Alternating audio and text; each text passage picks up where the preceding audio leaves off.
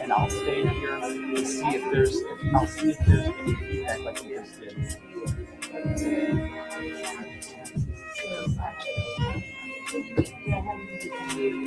Oh, I can hear it nicely.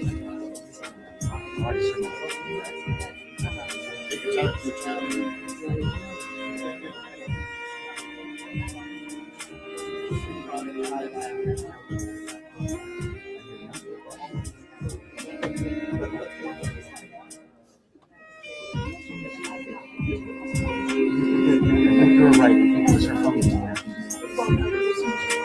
Yeah. Yep. Also, if you're listening to it and you're like, it sounds better like that, or whatever it is, just feel free to rotate those mics.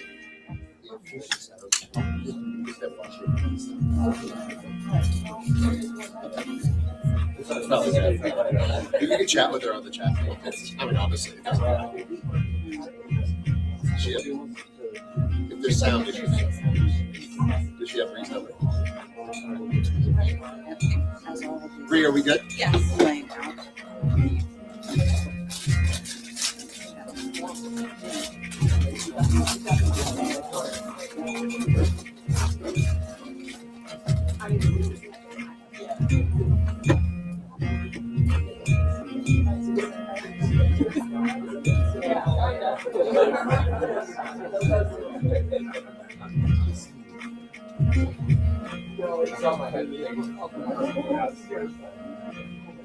Good evening, friends.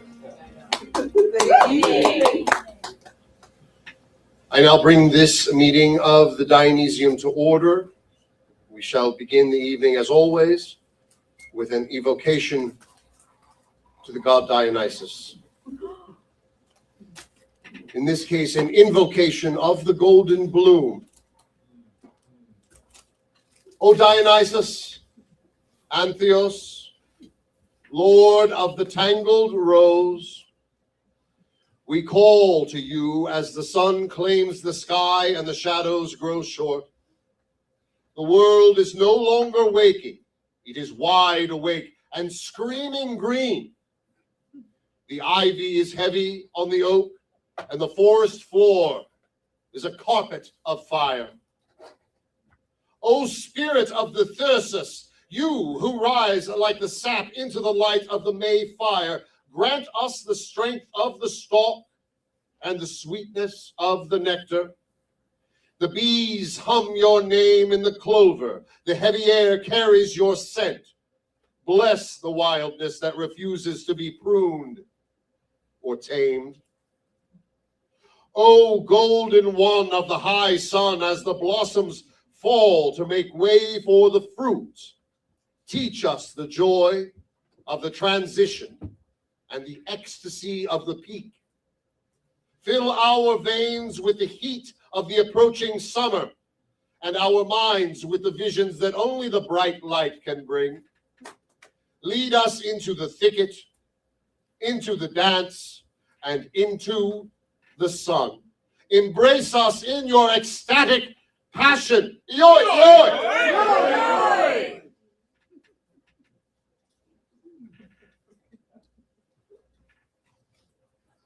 Friends, I apologize in advance for this unfortunate situation. Our chairman, Sean Adams, will not be with us this evening.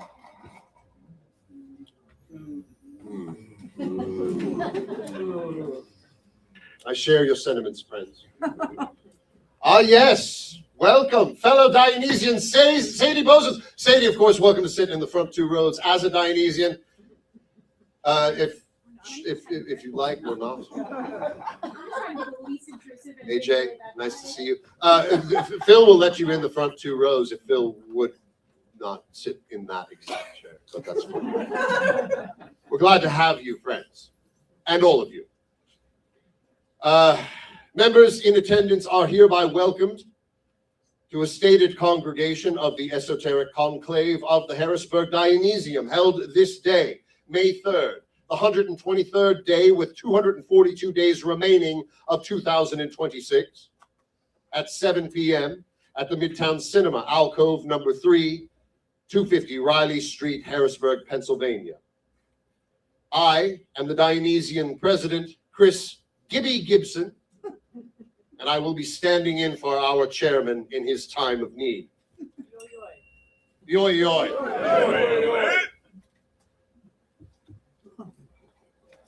There will be fellowship gathering following the conclave in the cinema lobby. We begin as always with old business. Resolved. D&D sucks. Argument the first. The D20 system is not bad. Yo, yo.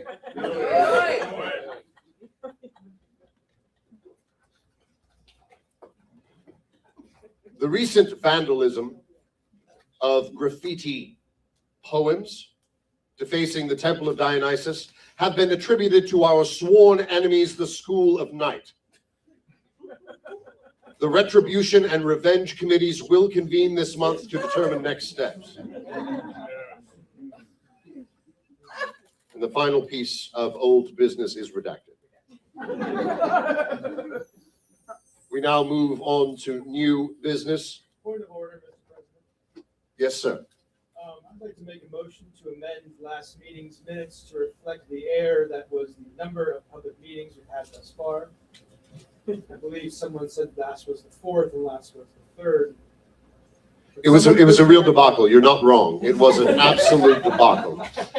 Thank you, Brother Barkdahl. Yes, I think you're right. You're right to bring this up.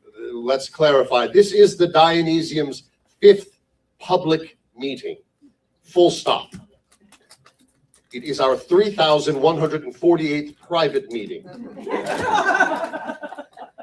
Thank you, Brother Barkdahl, for eliminating that confusion. Moving on to new business. Due to a recent court order, this is, it's right there. This is the 5th public meeting of the Esoteric Conclave. Welcome, guests. The court order is under a pending appeal to keep future meetings private, just so you know. We're glad you're here, but we wish you weren't. Yo, yo.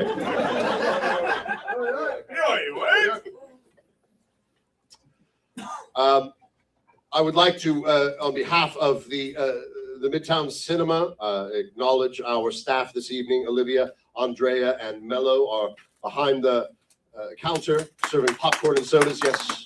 Yo, yo. But most importantly, Dionysus's own object behind the bar, Sarah, is serving alcohol this evening. Yo, yo, Sarah! Upcoming events at the cinema include the 25 for 25 series. We are approaching the 25th anniversary of Midtown Cinema. Yo, yo.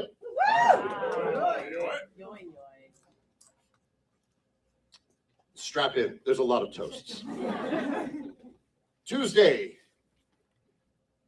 May 5th, there will be a showing of Before Sunset at 7:30 p.m. to celebrate the 25 for 25 series. Sunday, the 10th, will be a showing of Brokeback Mountain at 4 p.m. The coming Down in Front film, it will be on Friday, 5/8. That will be Prince of Space, which is sure to be a terrible movie that they will talk over. That begins on Friday the 8th at 9:30 p.m. And finally, on Friday the 15th at 9:30 p.m., we will be showing Miss Congeniality to celebrate Third in the Berg. So ends Midtown Cinema business. Mr. Adams was unable to provide adequate excuse for his absence. However, in the diligent research that I did looking for any sort of warning that may have come from him, I found none. I did discover in his folder some material that he wished to present to the congregation this evening. It was not approved, but in honor of him and him being our chairman and deserving all due respect, I will fulfill his idea of thank you so much. It's been wonderful spending 5 minutes with you.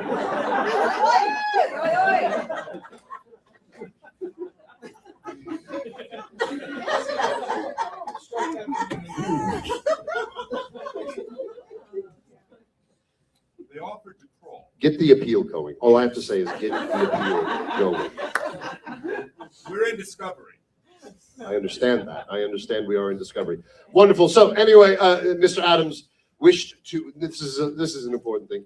Of course, the Dionysians in their service to this community need to generate revenue. And one of the ways that we've determined of generating revenue, of course, was to sell a Dionysian t-shirt to the public.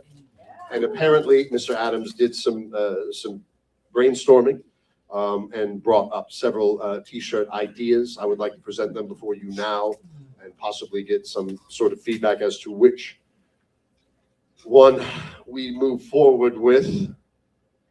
The first t-shirt idea was using our typical slogan, which I think is absolutely appropriate, and that is think stupid. Comic Sans. He did choose to use a Comic Sans font, which I don't know. Strong font. It's a strong font. I don't know if it's an appropriate font. Let's move on to the next one, please.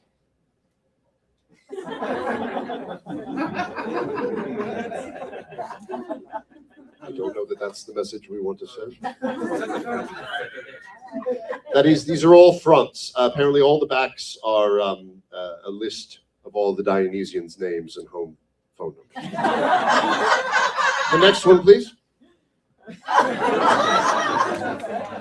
That's a fair question. That's a fair question. That's I think that's in the running. Okay. Next, please.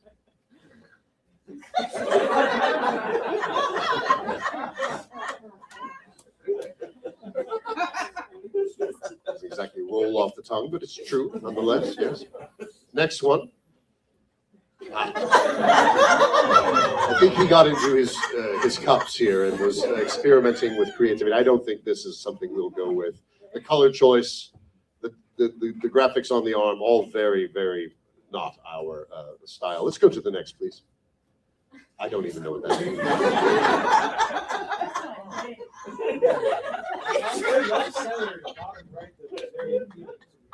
The lack of symmetry, the asymmetry, if you will. That's the only thing that makes sense to me. I don't. Does anyone else get this? Okay, let's go to the next one. Well, now that's. I think that level of innuendo is beneath us. Let's move forward.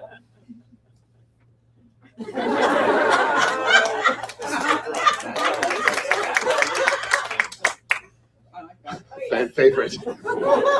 Noted. I don't know that we'll move forward with this, but noted. Are there any more? Okay. Let's get rid of that. Let's just move on forward. Thank you so much, Mr. Adams, for your contribution. Yes. Moving on with new business, time to read the agenda for the evening. We always start with an invocation and then the chairman's speech, which is happening as you hear it. After this, we will proceed with our first presentation of the evening from guest Isaac Austin. This presentation is called Things You Can Eat, but Probably Shouldn't. Following that, we will move on to our debate. This is part of our spring series of official Dionysian dialectics. Dialectic number 485, if you're keeping track in your hymnals. Tonight's proposition, D&D sucks. Argument the second, the alignment grid is for losers. For those of you unfamiliar with the alignment grid, we will have a refresher prior to the debate. We will then take a brief recess. We will finish the debate with an audience interrogatory and an audience vote, which will decide the proposition. Following that will be a musical interlude by our Dionysium maestro of the evening, Maestro Zach Swamp Rat Beaver. Please give it up for him. He's here now. Followed by, and this is a public meeting first, a presentation by our maestro himself. This presentation will be a seminar on how to sample vinyl and make beats. Swamp Rat will be educating the congregation, and you can take that information with you and use it to your own benefit. I think there's a lot of prospective beat makers in the audience this evening.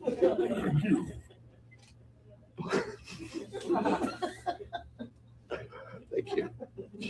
Followed by that will be our closing remarks, which will be by me since Mr. Adams was unable to attend, and then a final toast by me. So the last thing that we need to do before moving forward is to explain the rituals to those of you who are not in the fold, those of you in the third row and behind. That is the first ritual, Dionysians only in the first two rows. We will be eliminating the ritual for the evening that every time the president stands, the entire congregation stands. This is just I'm going to be standing a lot, so we're not going to do that tonight. Thank you. However, after each segment, the president thanks the guests and offers a toast to Dionysus. You have already gathered how that works, but let's just do a run through right now. Anytime any one of us offers a toast, it is done with a full-throated "Eoi, eoi," and then the congregation repeats and we drink. So it goes thusly: "Eoi, eoi! Eoi, eoi!" Feel free to offer your own toast at any time in the evening. Oh, and imbibing Dionysus's sweet nectar is encouraged, but not required, certainly. And final ritual to be enforced is redacted. Okay, very good. We're going to move forward now with our first presentation. Please welcome to the lectern Dionysian guest Isaac Austin.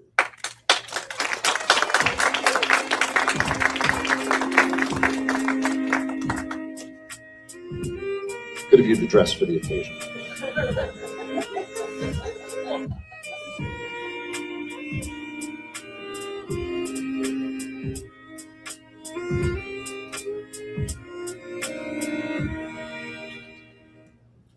I went to my closet today to find the one suit I owned on the hanger, and there was a sticky note that said, "Earn it tonight." Yo, yo! I'm here to do exactly that. With my presentation titled "Things You Can Eat, But Probably Shouldn't," I'll be going through the thought processes of why these would be consumed, what poison control told us to do to cure this digestion, and maybe a positive that came out of this. Now, all of these things I or someone I'm very close to have eaten. And we're going to start off with some obvious don'ts. These are things that you should know not to eat, because if you do eat it, there will be consequences. We're going to start off with the Tide Pods.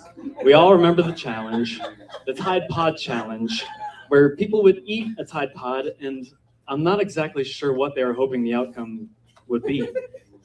But they're not orange and grape, they are not mint, they are bleach flavored. And then the number 2 is printer ink refill bottles.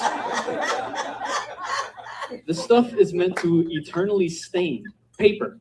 It's not food dye, it's not shooters to party with. And it tastes like pen, it's ink. Yes. Third is rocks. They come in all different sizes, shapes, textures, colors, smells, etc. A lot of rocks are pieces of petrified dinosaur feces, which is probably another obvious don't. Birds can eat rocks. It's usually seen in geese to help them digest, but humans are not geese nor birds, therefore should not eat the rocks. And then fourth, we have pink drywall spackling. It looks so good, it really does. However, it hardens so quickly, and it's constipation to the next level, and it's cherry flavored. It's not strawberry. Nobody likes cherry flavored items. Now, you may be wondering, why is Isaac telling me what I can or can't eat? Well, allow me to give you my qualifications. I am very familiar with Mr. Yuck. Yes. If you don't know, Mr. Yuck was created by the UPMC Children's Hospital of Pittsburgh with the phone number 1-800-222-1222. It's in his jingle. We said it every night before we went to sleep. Now, while I have not eaten anything with the Mr. Yuck sticker, he became a very beloved face in my home. And I'm still alive and well after eating the things that I have, that you're about to see. Now, starting off with silica gel. Yes, you know, the things that you find in shoeboxes that say, do not eat. That is a lie. That is a big lie. We know that after calling poison control and said, oh, my daughter ate, oh, by the way, my sister ate this when she was very young. She said, my daughter ate silica gel. What are we going to do? And they said, oh, it's fine. That's a big fat lie. They said that, quoted. And now a lot of people wonder why you would eat a silica gel pack. Pure curiosity could mistake it for a sugar packet or a Zin. And the main cure of silica gel would be bread and water. Bread and water. Bread to help it down. And silica gel is actually meant to dehydrate the box that it comes in. So it's going to make you a little dehydrated if you eat it. So the one positive I can find if you eat a silica gel pack is that it might encourage you to drink more water and stay hydrated. Next on the menu, deodorant. Specifically, Suave Invisible Solid Coconut Kiss deodorant. Deodorant is not cheese, which is what very young Isaac Austin thought whenever he took it out of the grocery bag and took 2 big chunks out of it. Yes. Now, God blessed us humans with something called the olfactory gland. It helped the ancient humans decide that if something smells good, it's going to taste pretty good. So that's why someone, I would imagine, would eat deodorant. And so my mom called poison control and said, my son ate deodorant. What is he going to die of? And how soon is he going to do it? They said, oh, that's a simple solution. Give him bread and water. A miracle cure by God himself. The plus of eating deodorant, you have good breath. And it's around 24 hours of protection. Alrighty, the next one's the most embarrassing because I ingested this at the year of 20 years old in my life. Yes. So there's the spray that numbs ulcers, that mouth ulcers. So you spray it in your mouth and it numbs it up and it's the best feeling in the world. Bactine is not that spray. Bactine is meant to spray on wounds like cuts to help it from getting infected. It does not help mouth ulcers. And it did not numb anything. I'm 20 years old. I'm moving home from my college dormitorium, and I have this ulcer that's been driving me nuts all through finals, and I get home and I finally get my numbing spray. Oh, that tastes terrible. Oh, hey, Mom, I sprayed Bactine in my mouth. Why would you do that? I thought it was the numbing spray. Got to call poison control. So my mother calls poison control for her 20-year-old son who's moving home from college and says, he ate Bactine, what's he gonna die of and how soon is he gonna do it? They say, oh, there's a very simple solution for this. It's bread and water. Yes. Now, the plus of eating Bactine, I don't know if you're like me and have a taste for seafood, but it tastes like shrimp. It does, yes.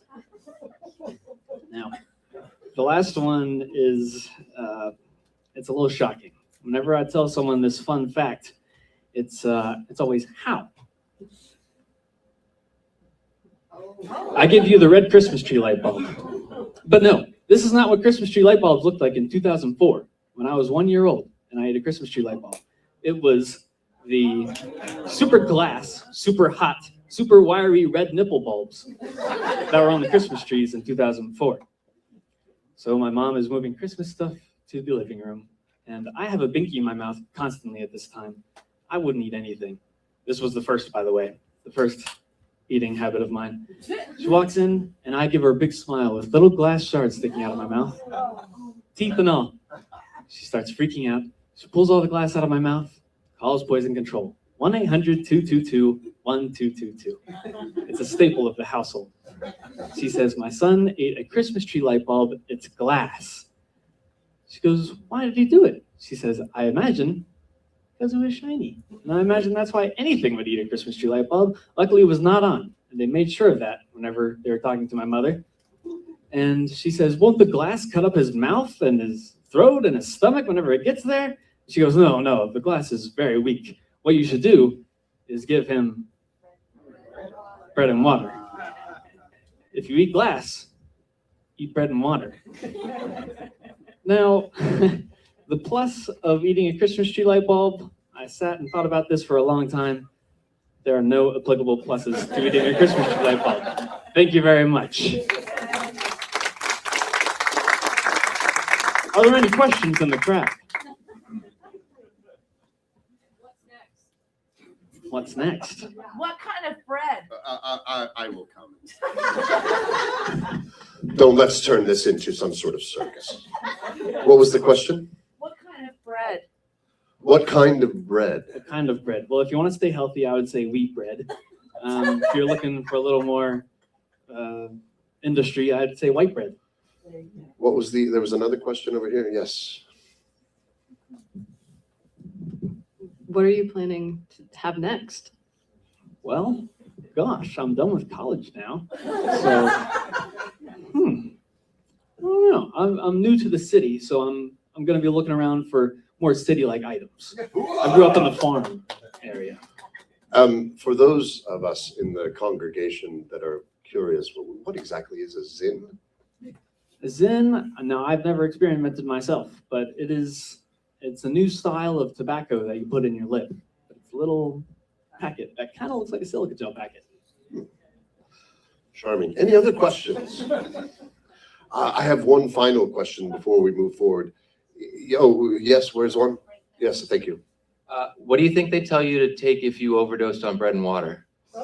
That's a great question. Well, I would assume a Christmas tree light bulb, or deodorant, or a silica gel packet.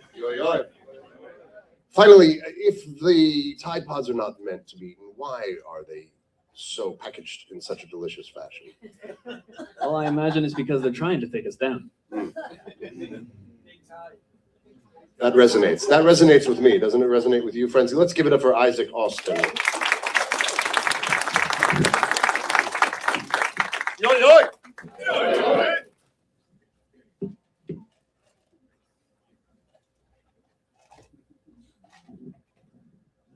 Well, that was informative. Thank you so much. Again, Isaac.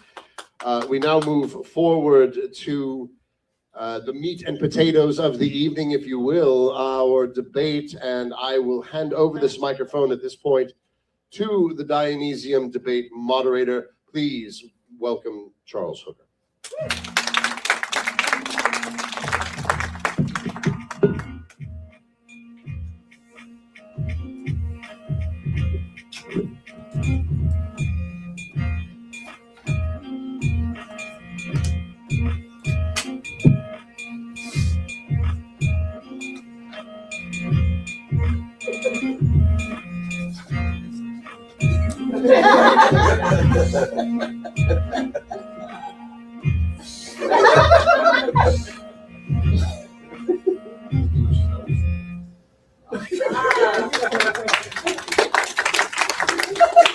Poor Maestro, please. A bit of background. Can you hear me in the back? Yeah. Fantastic. This is part of the official Dionysium dialectic, which is an overall evaluation of the Dungeons and Dragons gaming system. It resonates with people, and it needed to be investigated. The Dionysium exists to investigate and locate truths. Without truths, our time is meaningless. Thank you. Other truths that we've located just to keep score in the public meetings, which we can share. Greece 2, the film is superior to Greece the first. The GameCube as a gaming mechanism is the best video game system ever, evidently. Star Wars Episode 4, A New Hope is actually fantasy and not science fiction. And let's see. Yes, and the D20 mechanism for playing the game Dungeons and Dragons is entirely sufficient. It may even be good. These are truths. We're locating other truths, and we thank you for helping us locate these truths. Without you, this would be a meaningless activity. Let's have a little bit of background information on what exactly we're speaking about this evening. There's a game. It's called Dungeons and Dragons. People have characters in the game, and they wish to be able to justify the motivations of these characters. Thus, the characters have something called an alignment chart. This is very general background information to make sure that we are on the same page. The alignment chart allows your character to have background, a bit of flavor. The character might be good or evil or something called neutral, which I'm sure our debaters will get into what that means. And they might be lawful or chaotic or neither, which I'm sure is something that our debaters are going to get into. This is important, which is why we're talking about it.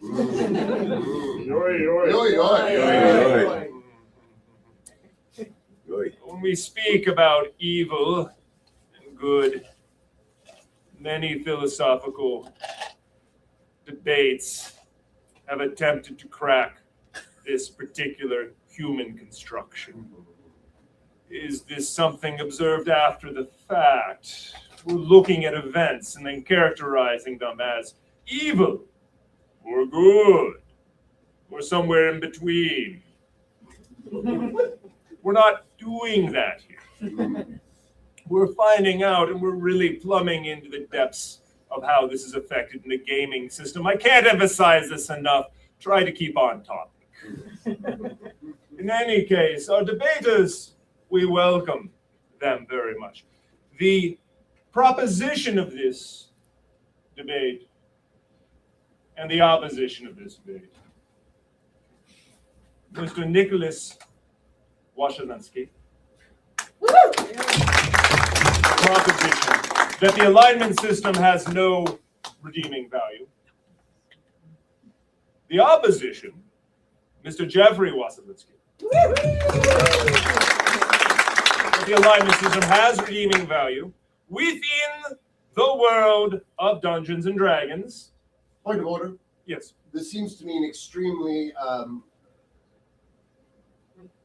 odd circumstance that both debaters had the same name. There are other aspects. There's not just good and evil. There is something called family. I didn't want to get into that because I felt that would cloud the waters, but I can't. They are father and son. Yoy. You wish to specify who's who? I think that's unnecessary. Keep them. I think it's irrelevant, sir. Thank you, Mr. Yes, President. yes. Are we done? Yes, thank you. Thank you. Thank you. Which one's? They are related to one another, but don't let that affect how you receive their arguments, their propositions. They are here as beings of pure thought, meant to influence you, like a breeze influencing a stand of reeds by a pond in the Great Lakes of North America. And how that breeze sways you shall be how the truth is finally located.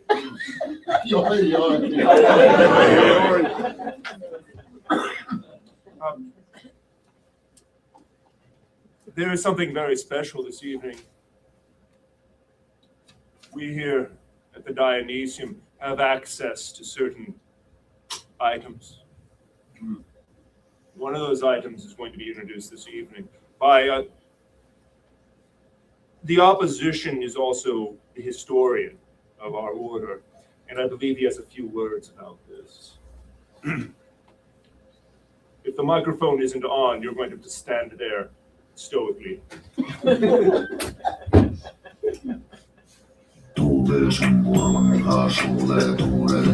As the historian for the Dionysium, I am the keeper of the sacred text.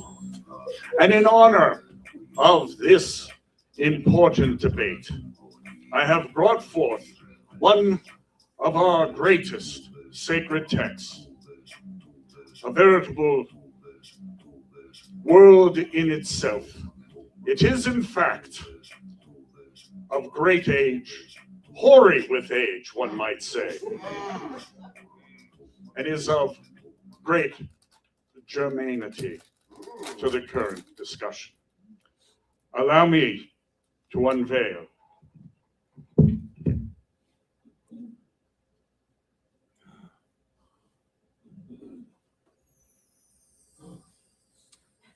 Behold, the white box, the first edition of Dungeons and Dragons. Yoy, yoy! Published in the year of our Lord, 1974.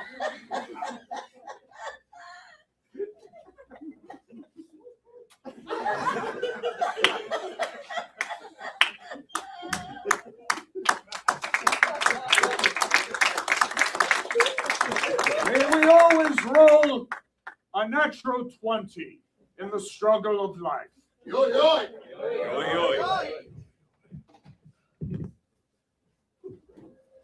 Thank you, historian. For the remainder of this event, we shall refer to you merely as the opposition, as is the rules. There is a format to the debate which is displayed on the screen, typical North American rules. 60-second introduction by the proposition and opposition, 5 minutes of prepared statements by the proposition and opposition, 90-second rebuttal by proposition and opposition. Then is the break. Yes. Then we shall have a moment, an interlude, an intermission of 5 minutes. Seven. Seven. Thank you. Approximately 7 minutes for you to marinate yourselves in not just these concepts, but in liquor. If you wish, encouraged, but not required. Then there shall be a return, whereupon, after marination, preparation, dry rub seasoning, you shall have the opportunity to ask these individuals questions for 10 minutes. Then there shall be a vote. Closing summations, my friend. Point of order. Thank you. Closing summations by each individual, opposition and proposition. Then a vote where your breath shall move the reeds toward affirmation or denial of this concept. These moments are timed. It's important that they're timed because otherwise it's not a debate, it's just a rabble house. Are you prepared? Proposition.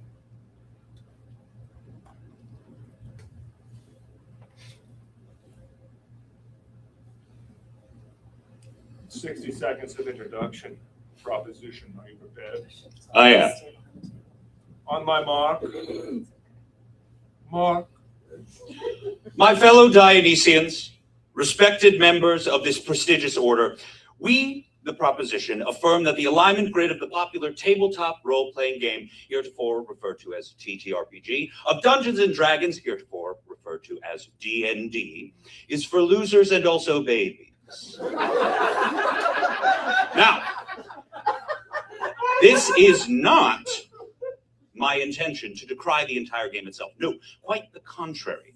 I myself have a great respect for D&D as a source of unity and camaraderie. No, tonight, my friends, tonight I will prove to this assembly that the alignment grid is not only a vestigial excrescence on the TTRPG community, but also an outdated and inadequate means of the personal expression of one's own human experience. Thank you.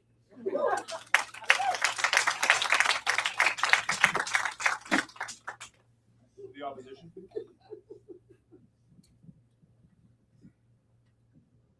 Are you prepared, sir? I am. On my mark. Mark.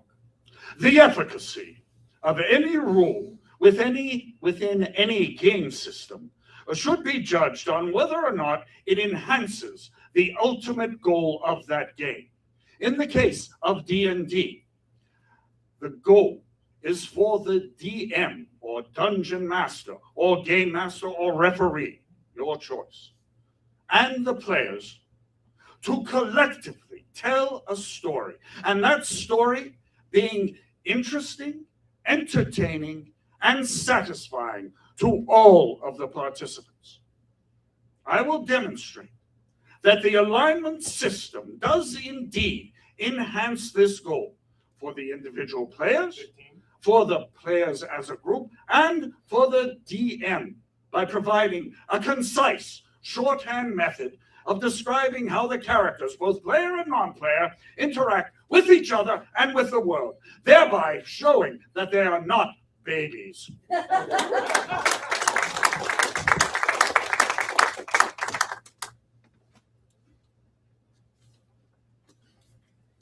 minutes for a prepared argument. You can't stay at the side of the table or behind. That is our Sergeant at Arms, Rachel. Thank you, Sergeant. Thank you, Sergeant. Don't acknowledge me. Disrespect her at your own risk. I would. 5 minutes for a prepared statement, sir. Are you ready? That I am. On my mark. Now, I think it is important that we have a refresher of the system itself. The alignment grid for D&D, a 3x3 grid, 9 individual squares, along one axis, good, neutral, and evil, the other axis, lawful, neutral, and chaotic, a combination of one from each axis, creating your character's personalized alignment. Now, as a DM myself, I can say there are many horror stories related to this grid specifically, and the other DMs out there might know the horrors of a player telling you, my character's going to be chaotic neutral. But that is a debate for another day. No, my qualm with the system itself is that it insists upon itself and yet buckles under the slightest bit of scrutiny. And I can refute the alignment grid with 2 simple words: moral relativism. Now, what does it mean to be lawful? What does it mean to be chaotic?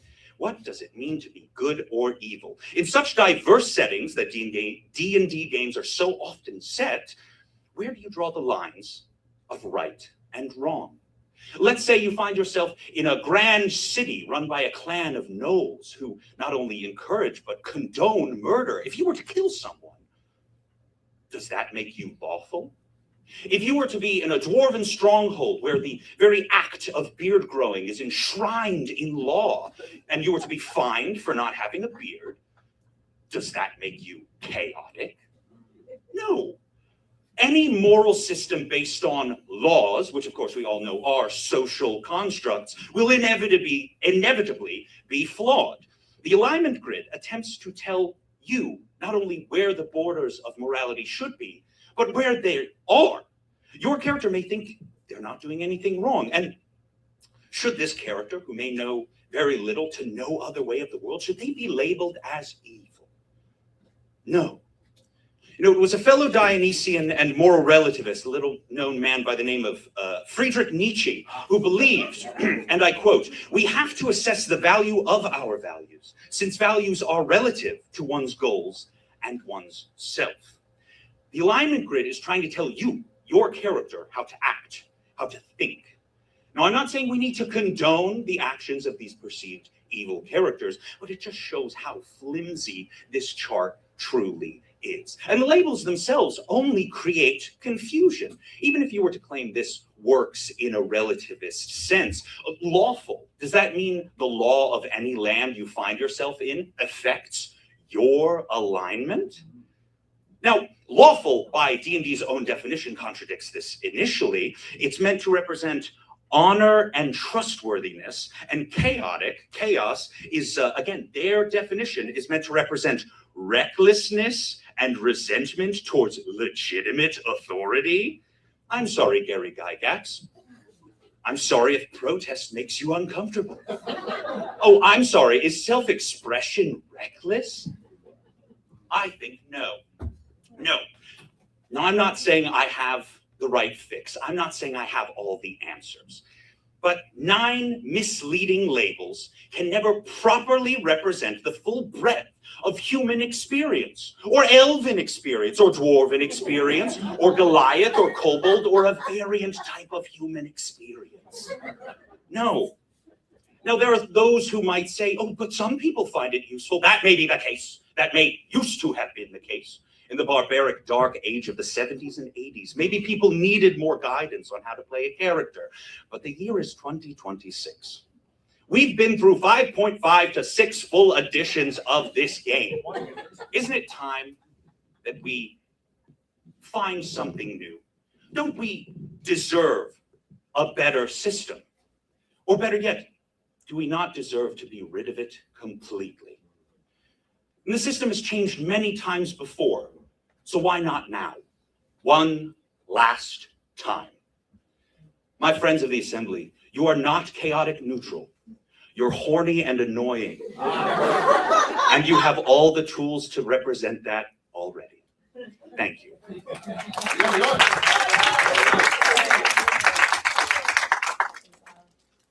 I presume you cede your time. I cede my time. Thank you. Sergeant-at-Arms, is my position correct? Yes. Thank you. Sergeant-at-Arms, is there a degree of motion? Just beside or behind the table. In front, you're in the dark. Is this sufficient? Yes. Thank you. Mr. President. Opposition. Thank you, Mr. Moderator. I am. 5 minutes on my mark. Mark. Mr. President, fellow Dionysians, honored guests. My learned opponent, the proponent, in this case, has taken a cosmological approach. I prefer a more empirical approach to the question. Let me begin with 2 words. Murder hobos. We'll come back to that. Now, the alignment system, as you can see, provides a 2-word description that gives a basic framework for character behavior that is elegant in its simplicity. For the individual player, it is a valuable assist in the creation of a character to establish quickly their behavioral and moral compass for the game world. It is not the end point. However, it is a launching pad for further character development. It is, in effect, a character's mission statement. Now,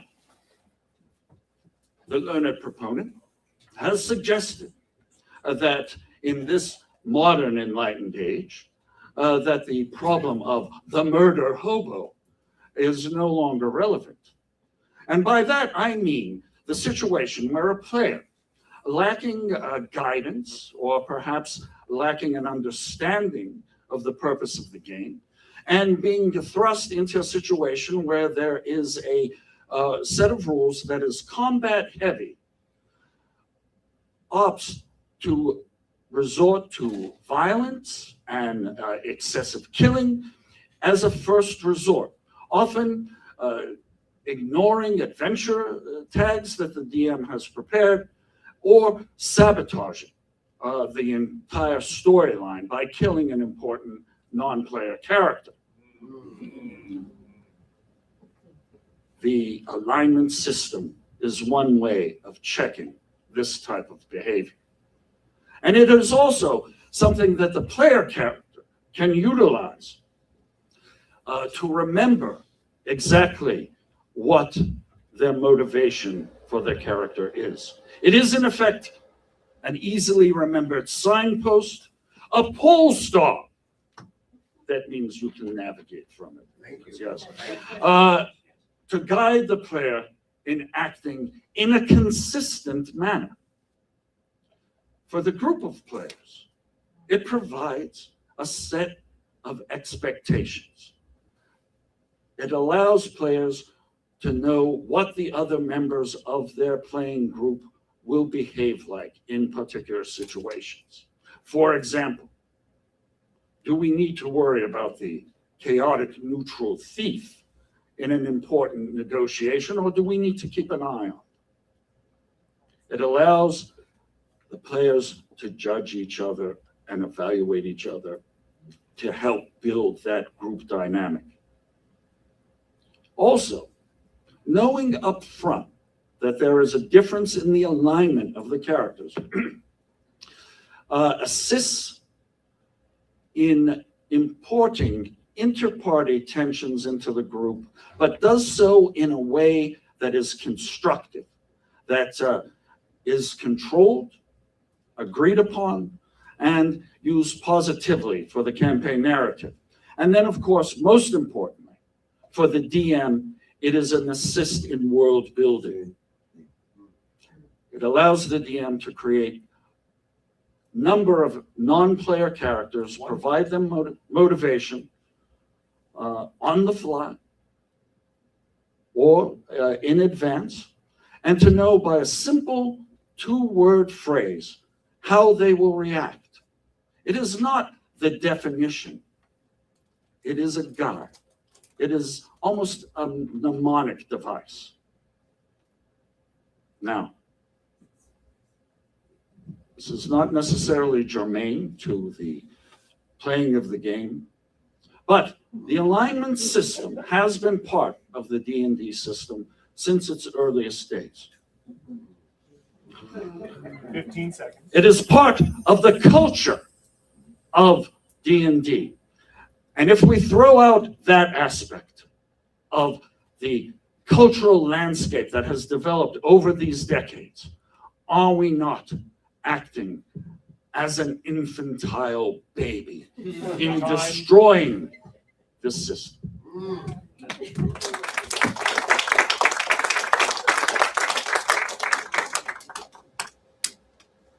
At this point of the evening, there is 90 minutes.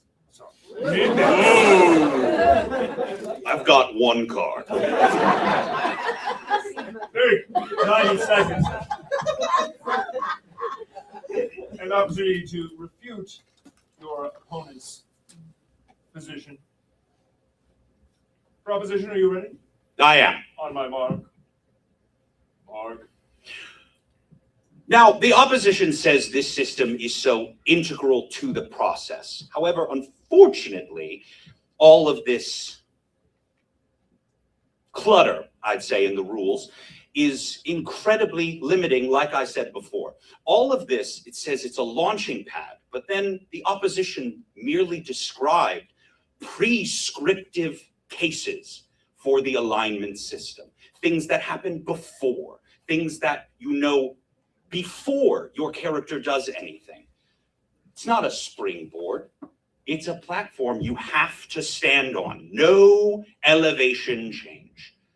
Did you know in older versions of the game, you were penalized for acting out of your alignment? You lost experience for doing that. Now, if that isn't a stymie on player freedom, then I don't know what is. All I have to say is if you need the grid to help you with your players as a dungeon master, I'd say be a better dungeon master. I cede the rest of my time.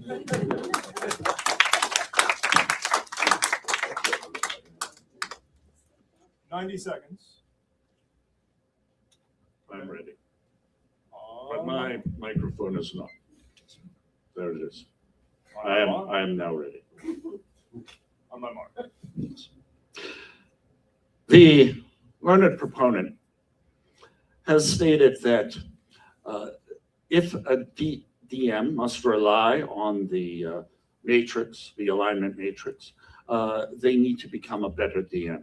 What I would propose is that rather than the system being a flaw, it is the DM who imposes arbitrarily a structure that is not present within the system.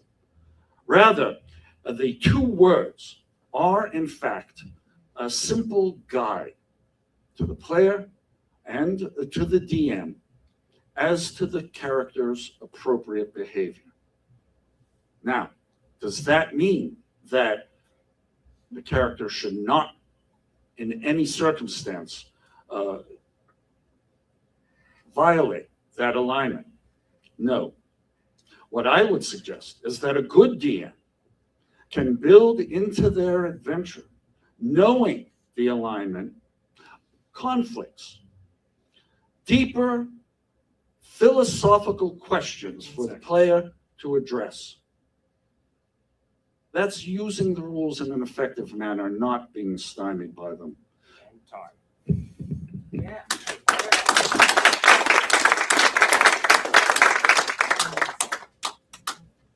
At this point, 7-minute break. Indeed. 7 to 10, we're being generous. Okay, 7 to 10. Yes. A holiday. 1.5 function break.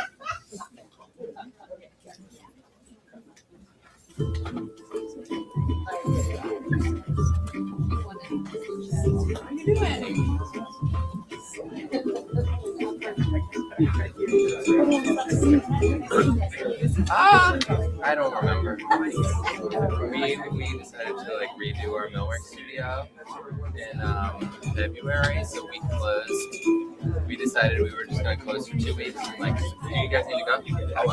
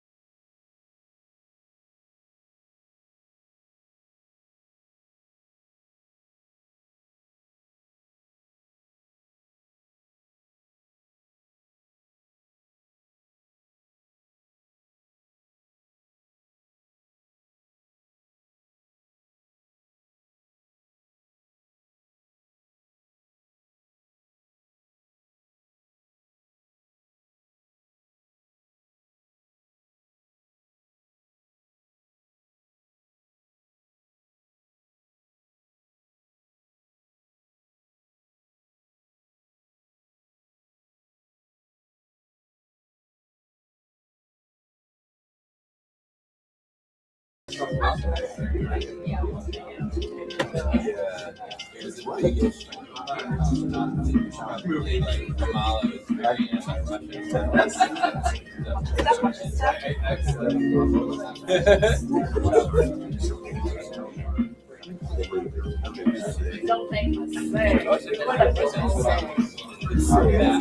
it's like funny. Like you watch somebody and then exchange, it's like kind of funny that. Well, it's two movies. It's a romance and a disaster movie. It's a really good disaster movie. It's like yeah, it's really interesting when you get to watch one bad movie and then at the same time. Yeah. In the words of the elders, oh yeah. Yes. Oh yeah. Oh, yeah.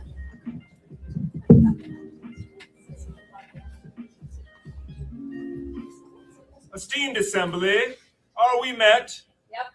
Yep. Very good. This is an opportunity now that you've had a chance to sit with your thoughts, ruminate on the large ideas that are presented to you this evening. This is an opportunity to interrogate the proposition and the opposition. We have 10 minutes for this. Use it wisely. I will put it on my phone. That's what I was planning to do. I'm going to do it right now. It's going to be wonderful once it's done. Making a new timer for this. The past, someone else is taking care of it, Chairman. Well, yes. That's you. Well, tonight it's you, yes. Yes, it's all right. It's on.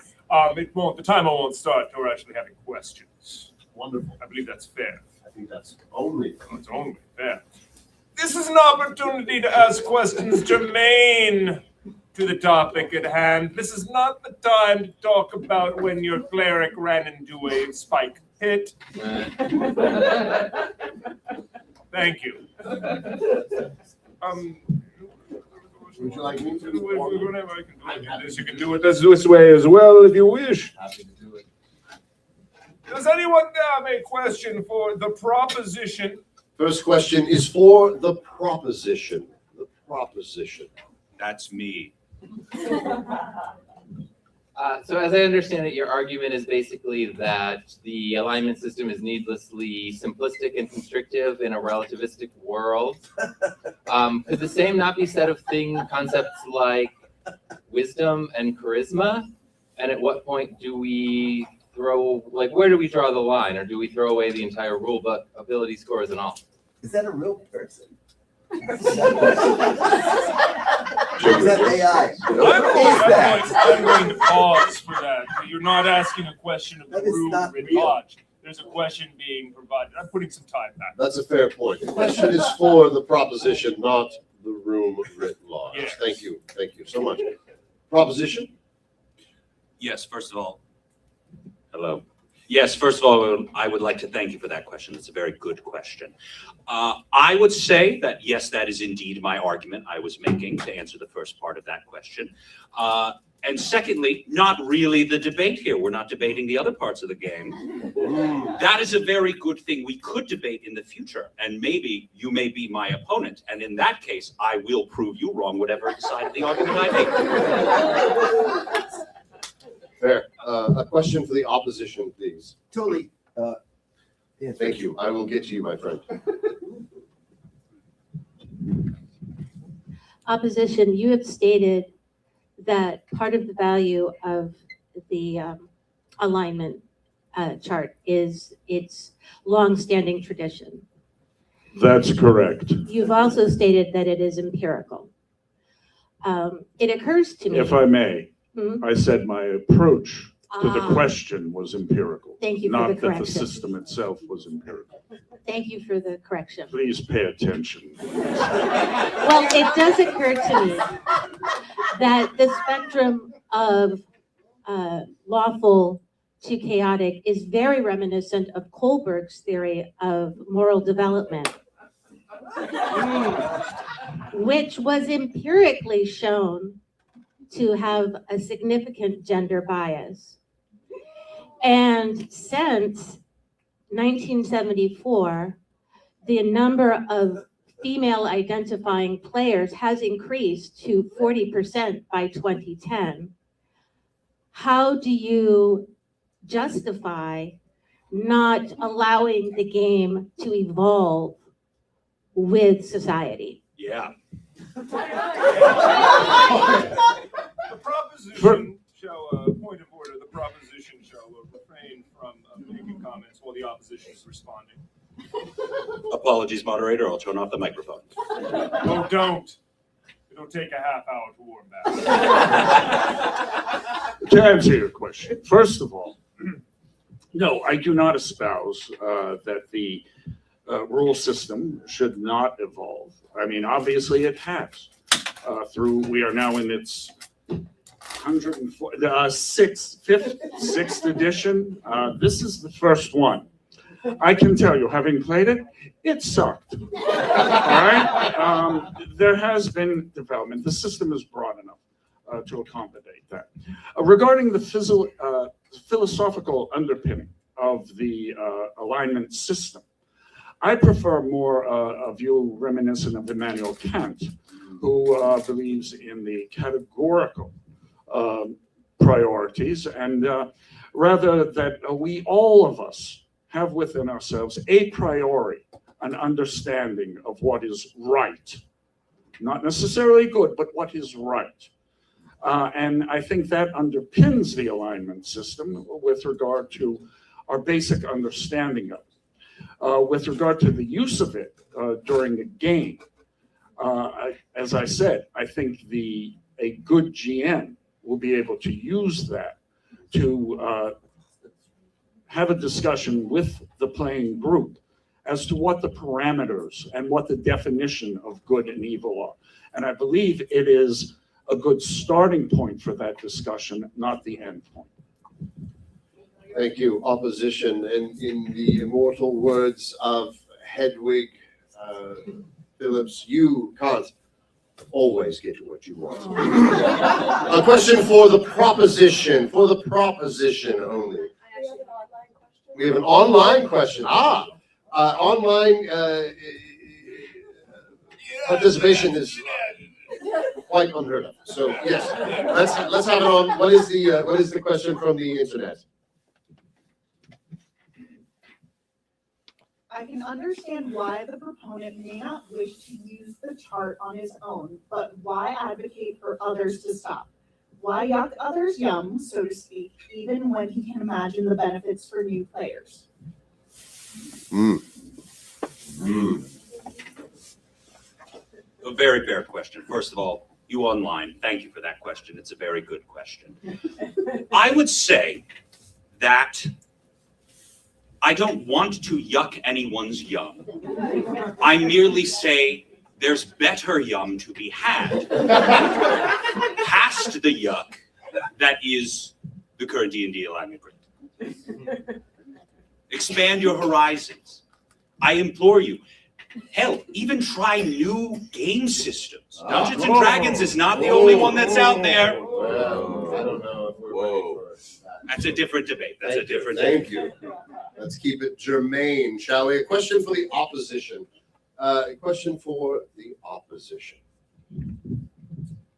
At the beginning of your presentation, you wanted to start off with two words that were murder hobo. Yes. And I, in my interpretation of your presentation, failed to see where you made it evident the weight that you placed on that at the beginning of your presentation. And I would like to see if you could maybe close that loop of why murder hobos specifically was so important to your presentation. Again, I would suggest if you had listened to my discussion. The murder hobo concept is a trap that players can fall into, particularly inexperienced players or players who are reveling in a newfound freedom of lack of constraint for their characters and resort to excessive violence as a first resort in encounters.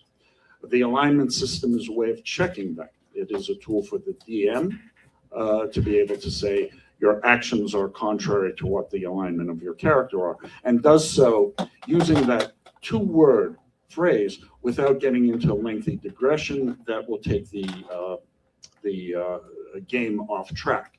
It also serves as a reminder to the player that their character has to behave within certain parameters.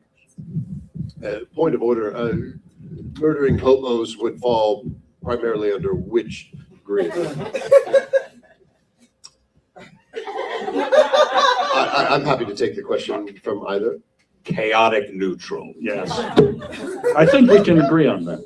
Murdering hobos. Murdering hobos is chaotic. Chaotic. Correct. Perhaps ranging into chaotic evil, depending on how lovable. It's all relative, baby.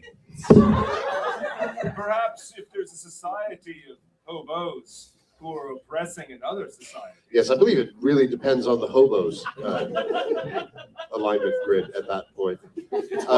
Moderator, do we have time for more? Oh, yeah, Oh, wonderful. A question for the proponent, please. A I question, have a two-parter for both. a two-parter for both. Well, then we'll start with this question, which is fully for the proponent, and then we'll move to you. Now, my scholarship of the metaphysics of D&D is only cursory, but my understanding is that there is moral absolutism in the world of D&D with known deities that are either good or evil. With your argument so dependent on moral relativism, how do you compensate for that? First of all, thank you for that question. It's a very good question. I'm very thankful you asked Stop it. sucking up to the audience before the No. So, it's a very good question. I think it's also important to know, as my knowledge of the metaphysics in Dungeons and Dragons is not cursory, it is far more prevalent, especially in this day and age of Dungeons and Dragons. It's far more prevalent in the past. But these days, the concept of homebrew is far more common. You see, and for the layperson who doesn't know, homebrew is when you at home brew up your own ideas for a Dungeons and Dragons campaign. And now, to that end, that is where I'm speaking to. I'm speaking to the majority current culture. I am for the people, and if there are folks who want to fight against the current, the wind in the reeds, if you will, then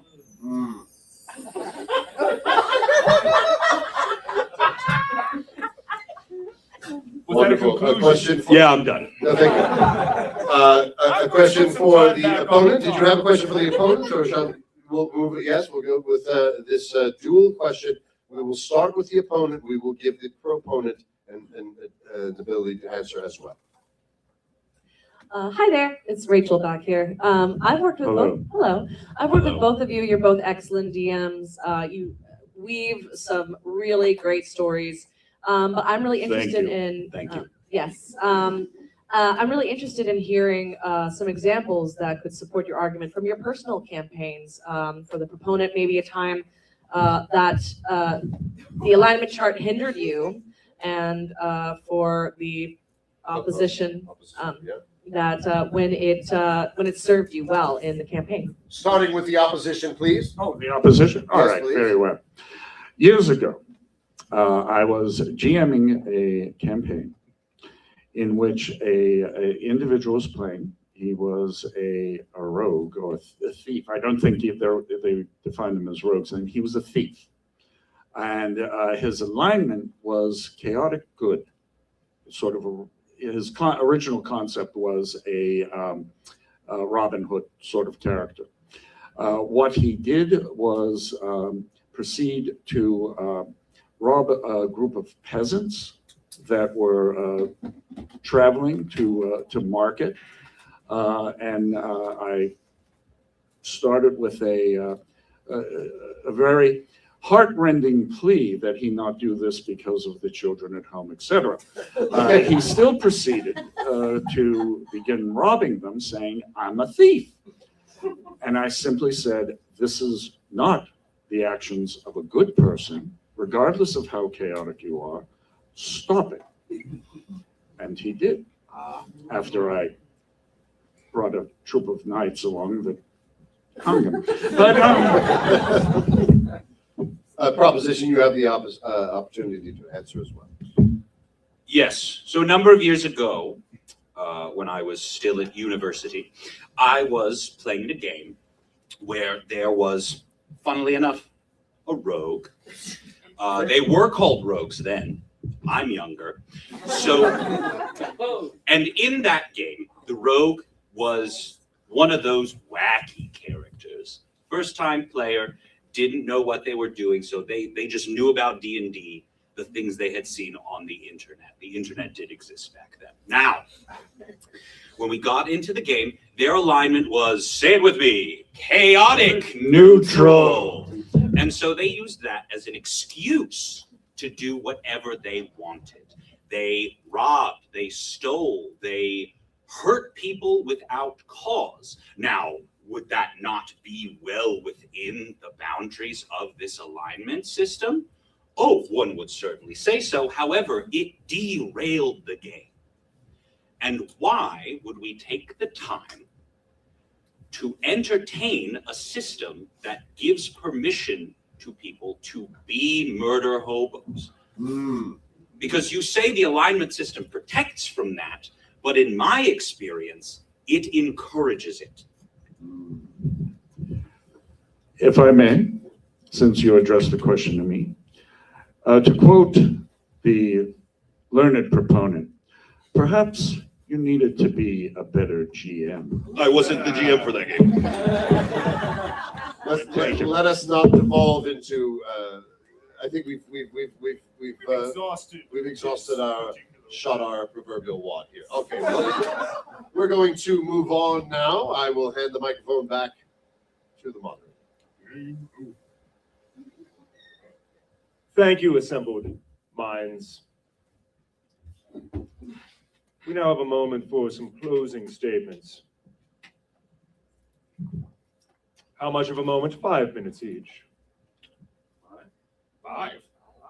I've got one card. I thought it was 90 seconds. Maximum. Oh, maximum. Oh, You don't have to just stand here and it's awkward silence. And there we go. We have to play out the whole time. It's a very rigorous system. On your mark. Mark. My fellow Dionysians, respected members of this prestigious order, thank you for all of your questions. They were very good questions. Now, I hope you leave here today knowing that you deserve more. You do. You really do. Today, I presented why this dreaded alignment grid is not only grossly inadequate for the purposes of the modern D&D player, but also at its core, it is a flawed and deceitful system. As the learned opposition likes to surmise that this is a tool to be used by the DM and players. In my experience, many stories about the modern alignment grid are marked by what they did to subvert it, or to get around it, or not use it. And if a tool is marked by how often you don't use it, then I think you need a better tool. The full scope of mortal existence is simply too great for 9 measly squares to contain. The grid insists you squash and cram and reduce your own creation into a box, that you adhere to its rules. Now, yes, I concede, D&D is a game of rules, but those rules should empower a player to make any decision they want, not limit what decisions they can make. So please, whatever you do beyond this meeting, whether you decide to use the grid or not, I hope you make the decision that best serves you and your character, and not some arbitrary 2-word label. I seek my time.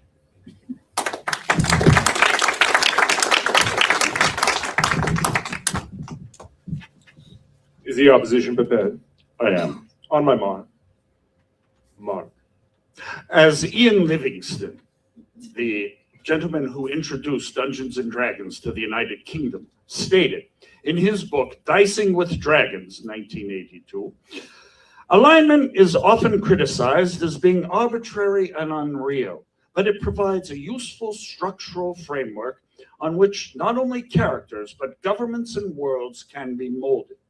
I believe that our discussion here today has demonstrated that that is a fact, and that the second portion of the proposal, that the users of the alignment system are losers and babies, is false. Ian Livingston, of course, as I said, introduced D&D. He is also one of the co-founders of Games Workshop. And I would suggest that the founder, one of the founders of the Warhammer 40K universe is not a loser. Let's talk about some of the other losers and their player characters and their alignments.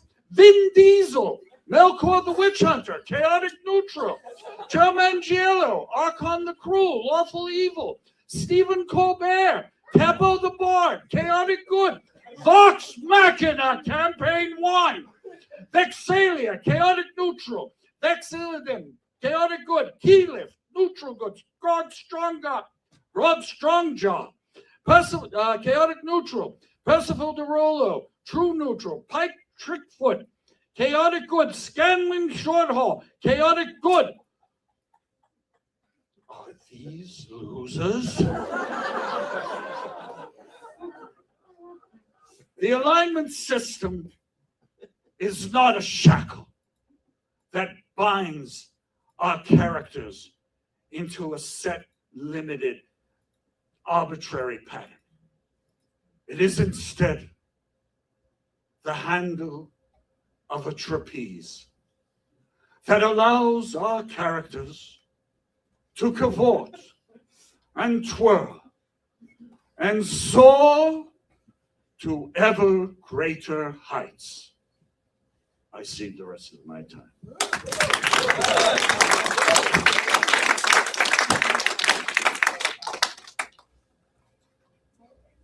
The Assembly thanks the proposition and thanks the opposition. Are you prepared? I'm prepared. A moment. Sit with your thoughts. Breathe in. Hold. Like And out. so many reeds in a swamp. True. I said lakeside, but swamp works. Lakeside.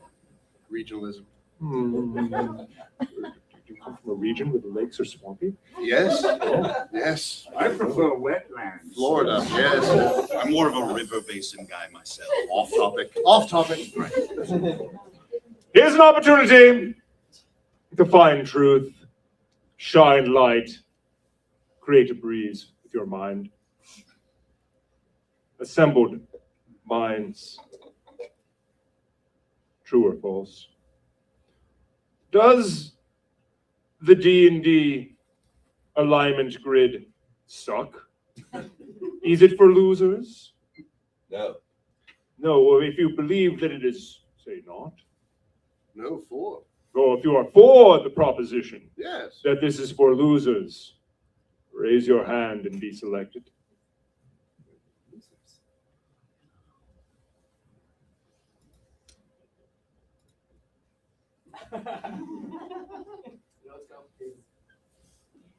Do we have a number? I do. Hands down. If you believe the alignment system is not for losers, that is, the opposition's point of view, please raise your hand. Oh my. God damn it. I think we can. Need we count? Yeah, no. Don't touch me.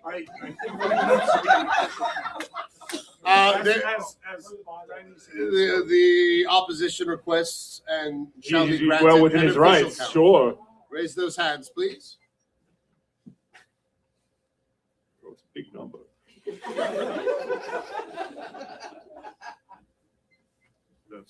That's all right. The president has two hands. And the hunt is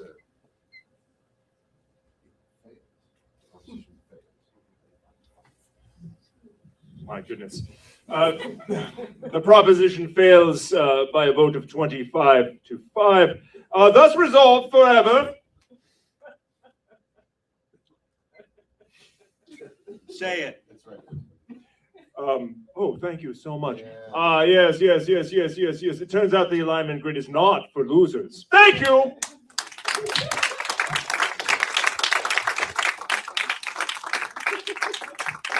And now we shall return the sacred text to the repository. Yes. May we have the appropriate sonic surrounding?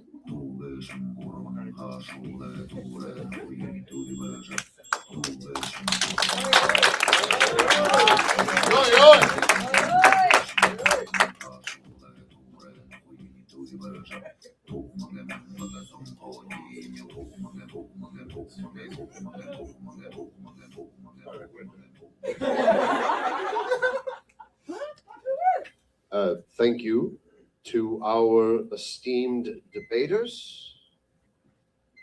I'm going to go out on a limb and call you master debaters. Don't know where I got the idea. T-shirt will be shot at you from a cannon shortly.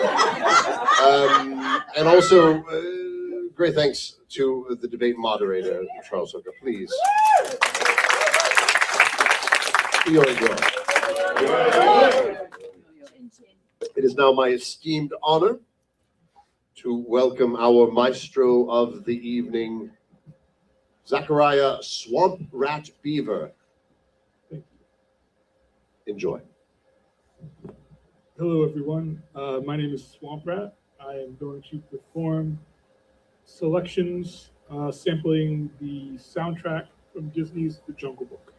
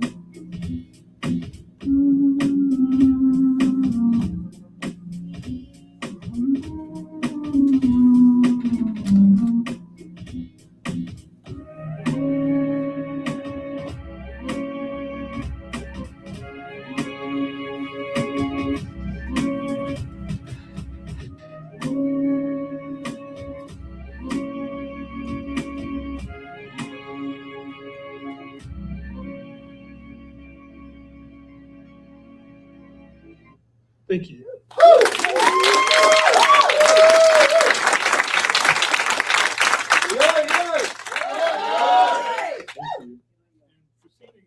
My second number, I would like to request distinguished Dionysians, honored guests, if you could all please remove your cell phones from your pocket in this darkened in this darkened space. It will. Come on. Check, test. There we go.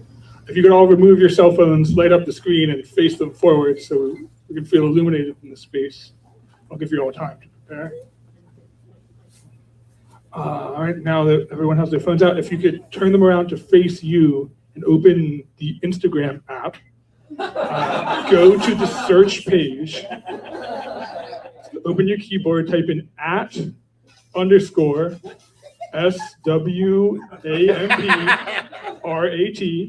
hit enter and search. You will find a page with a cartoon of my visage. If you could follow that, I would be eternally grateful. If you would like, I am going to all of the D&D themed musical interludes from tonight. I'm going to make available. So if you would like them, you can send me a message on there. I'll make those available to you. Thank you. For my next number, you can put your phones away if you want. Once you've adequately followed me. For this next number, I'm doing some harmonic reharmonizations of the classic Tanya Tucker tune, Delta Dawn. I have the a cappella from the beginning of the song, and I have, so if you're not familiar with reharmonizations, the concept is you take an existing piece of music with a melody, there are chords that accompany that melody, you remove those chords, and you come up with alternate chords, voicings that still work with the original melody. So I have two reharmonizations and an outro ending. So this is sort of a demonstration of what can be done with the MPC. I guess as a little bit of background to what I've been doing for my performance and throughout the evening, everything I've been playing has been live. I have musical samples on the different pads and I have drums on the different pads. So I'm not playing any loops, I'm not playing anything pre-recorded, everything is live. And so this is my interpretation of Delta Dawn by Tanya Tucker. Thank you.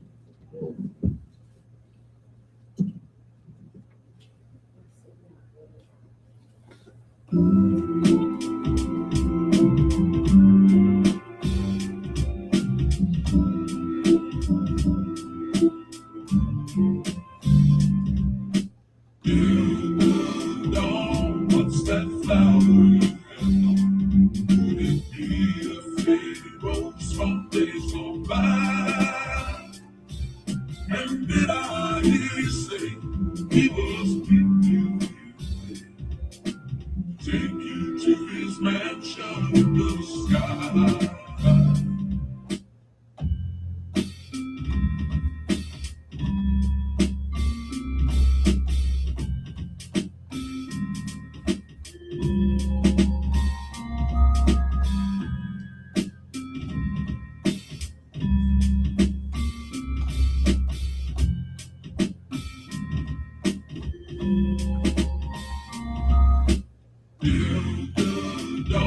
What's that flower you have on?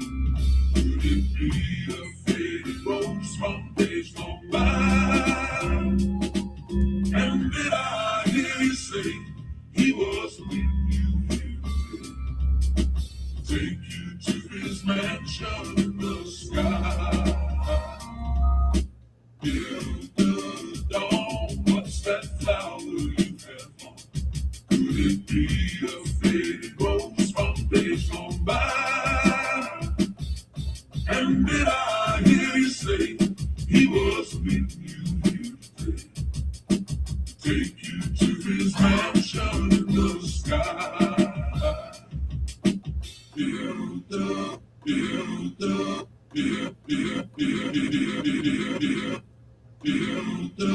dawn. Thank you.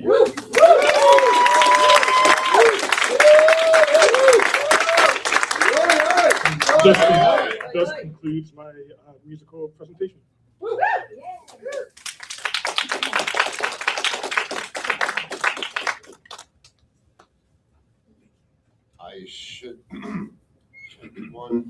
I should mention that Swamp Rat's media is available outside of the Dionysium chamber. As you exit the theater, Swamp Rat will be manning his merchandise booth where you can buy. Ratting. What's that? Ratting. Hmm? Not manning, ratting. Ratting. I stand corrected. And humble apologies. He will be ratting his merchandise table where you can purchase vinyl pressings of his music. Are there other media? Cassette tapes as well. Cassette tapes. For those of you who still have cassette tape players. And if you don't, you can get them. We can provide you. Yes. Oh, I actually am involved with a cassette tape label that is selling what's the word? Refurbished and Refurbished. Yes, very good tapes based in Lancaster. Curates, finds, and yes, resubstantiates. Beyond restoring, because I believe very good tapes also sort of adds an artistic skin to these artifacts. Yes, fine artists from Lancaster illustrate the cassette tapes. Also, all of the cassettes come with exclusive music that's not available anywhere else, which is very exciting. So, if you are aiming to establish or substantiate or prove your hipness, it can be achieved this evening, thanks to Zachariah Swamp Rat Beaver, who will now give you our next presentation. Thank you, Mr. President. You're welcome.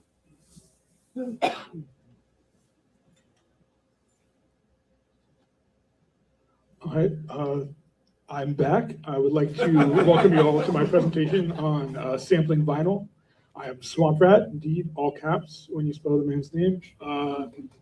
And I have been making sample-based music for the past 3 or 4 years. Before that, I was a live musician. I played in the band with Justin for a very long time.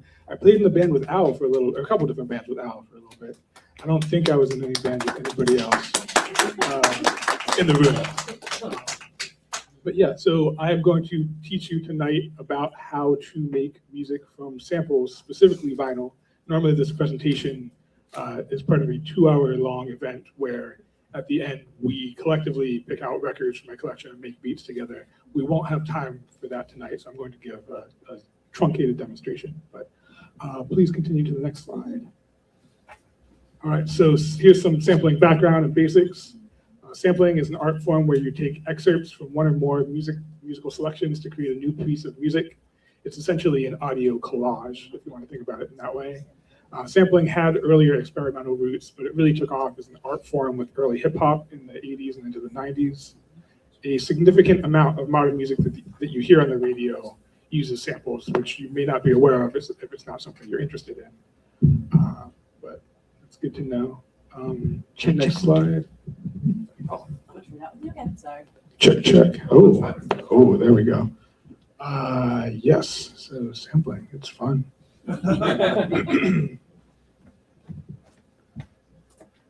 Thank you. So I also would like to clear up some common misconceptions about sampling. So sampling is not just taking another song wholesale. Sometimes it's taking a section from a song and looping it or doing something with it. But often it's using different parts of a song creatively to make a new work of art. And it's not just for people who can't play instruments, and it's not making music on easy mode. And I say those things because those are things that a lot of people say about sampling. And as a person who made music the old-fashioned way for a couple decades, it's not easier, it's just a different way of working. So I like people to know that, and I feel like I can back it up with bragging about all the bands I've been in. Next slide. All right, so if you've decided you want to make music using samples, here are some considerations to use when you're looking for samples. And I should say, this is from my perspective as an artist making hip hop, but you can make any sort of music with samples that you want, but that's my experience and approach. So the first consideration in looking for samples with or without drums. So generally, as a drummer and as a beat maker, I like to put my own drums on a beat. I like to change the way that things are. So if there are drums in the sample, it sort of impacts what you will end up with because it sort of starts with a structure. But if there are not drums, you have a lot more freedom. I also like to look for sections without vocals because generally I'm making beats for people to rap over. So they don't have to fight with the existing vocals. That helps. But some vocals can be cool, like a pickup at the end of a break, which is you can hear in a lot of older hip hop, where if you're looking for a four bar loop and the singer has a couple notes pick up, you're just gonna have to bring it with you. It sounds cool actually.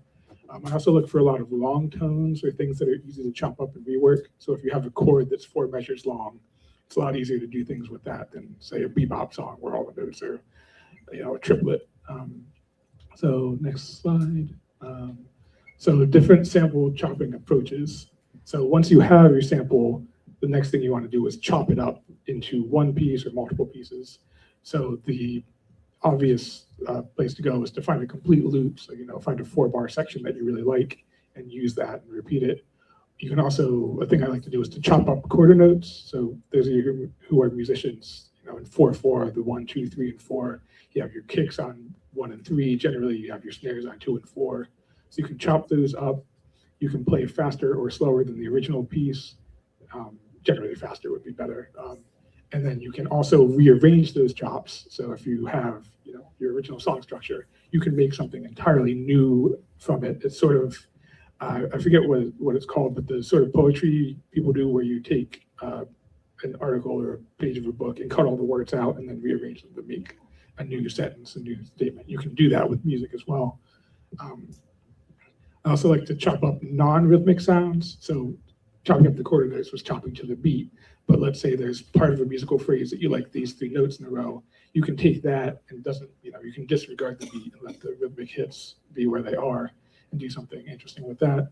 And also sampling a short phrase. So if you just, especially in the early days when you only had 3 to 5 seconds of sampling time, if you found just one small motif, you could do something with that.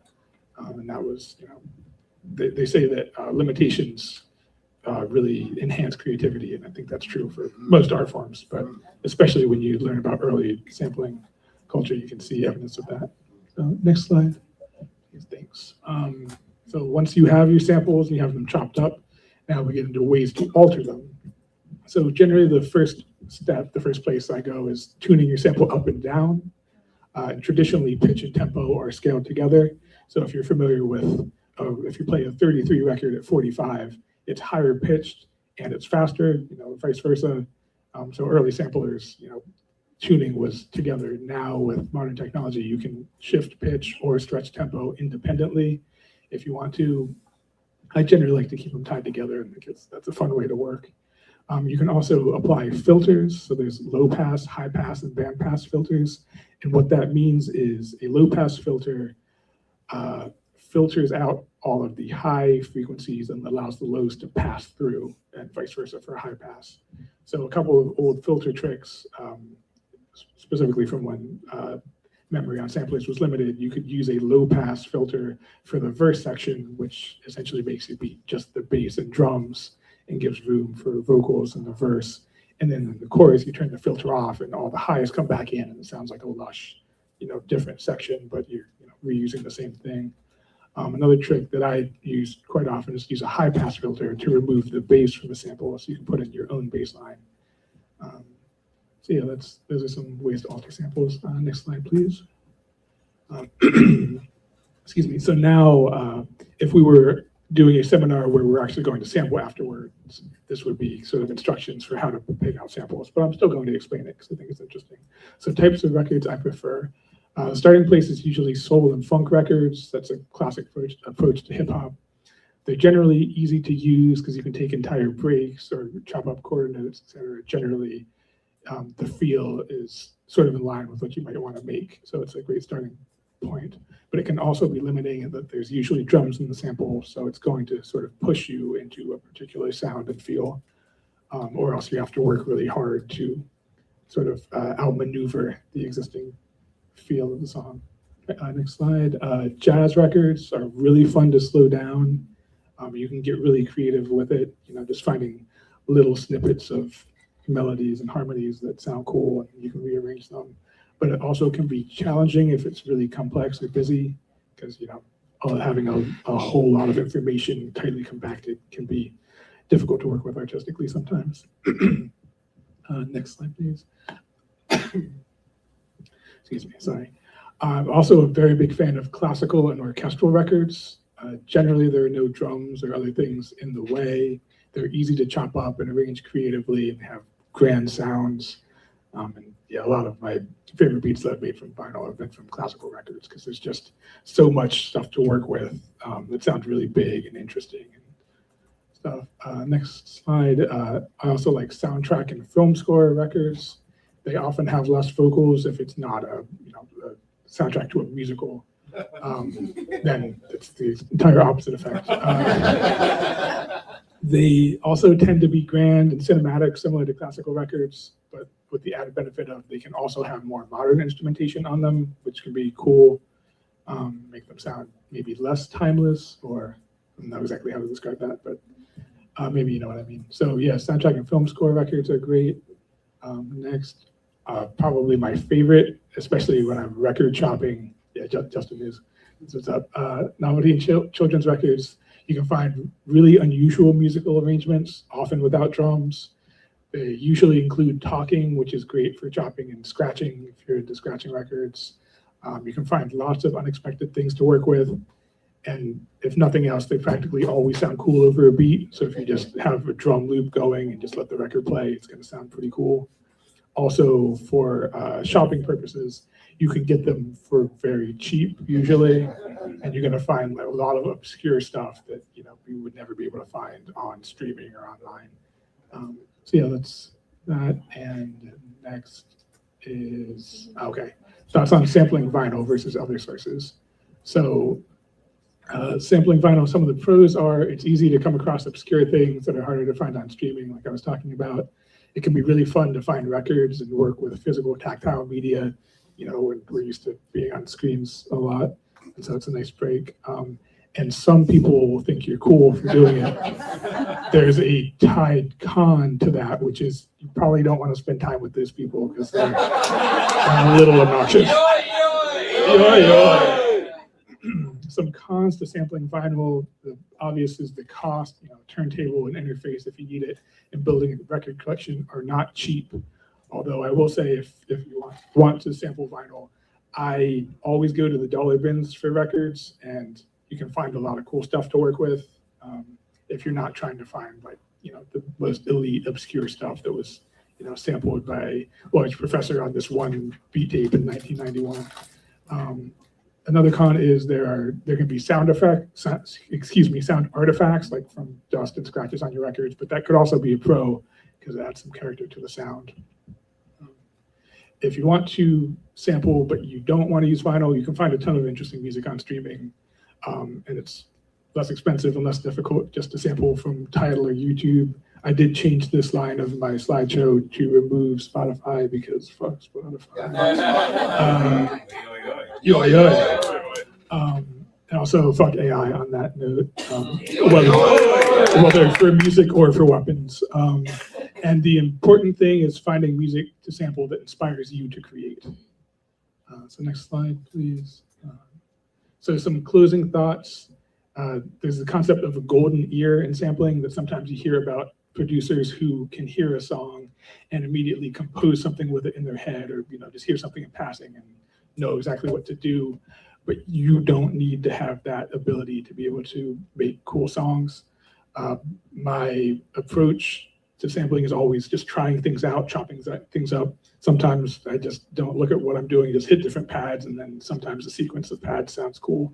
So, you can make really good art just by messing around and trying things. You don't have to, have that immediate genius compositional approach. The best way to get good is to create a lot, and this is true for art in general. And experimenting and trying out new ideas leads to growth. Good general life advice. So next slide, please. All right, so now I have a couple examples of existing beats that we are going to make together so we understand how it works.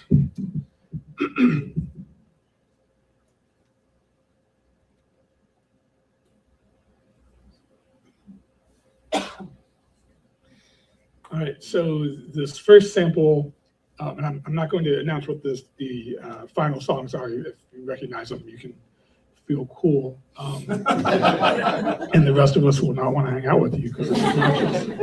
But our first sample is from Jessica by Herbie Hancock, which is the in context sample is.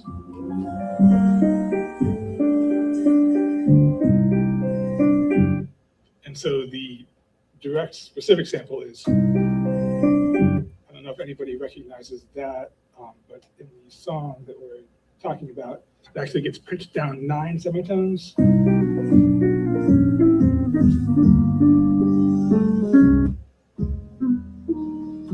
So here's where we are. And then we copy that. So this was a beat that was made in the time where you had a very short sample section. So we used the same sample twice, and then we take it down 5 more semitones.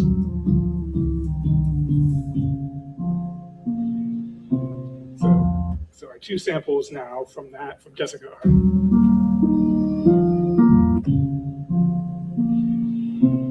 And then our next sample is from Kitty with the Bent Frame by Quincy Jones. The sample in context is.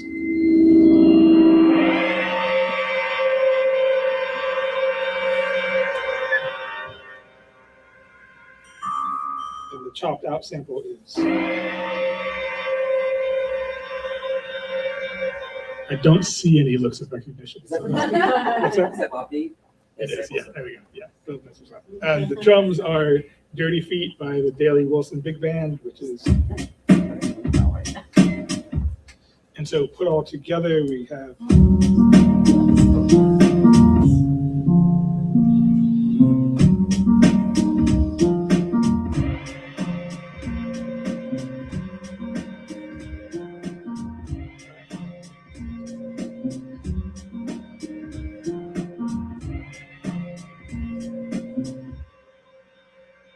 And that is, of course, Shook Ones Part 2 by Mod Deep. It's produced by Havoc. And our next sample, our next beat is, you can click the slide again, thanks. So the sample is from, just one second.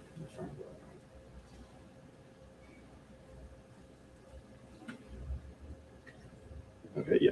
So our sample is from a Tribe Called Quest, I Left My Wallet in El Segundo, but it's from a remix by Norman Cook.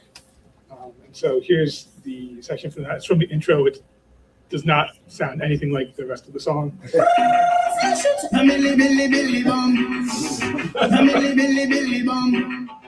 so our sample is from here, and the sample is. And it's pitched down 5 semitones. Probably some of you recognize this. And then we have an 808 kick. And we have a clap. And this, when I figured out that I could play this beat live, I was very excited because the coordination is really difficult to do, or at least it was because I had to practice a lot. But that gives us.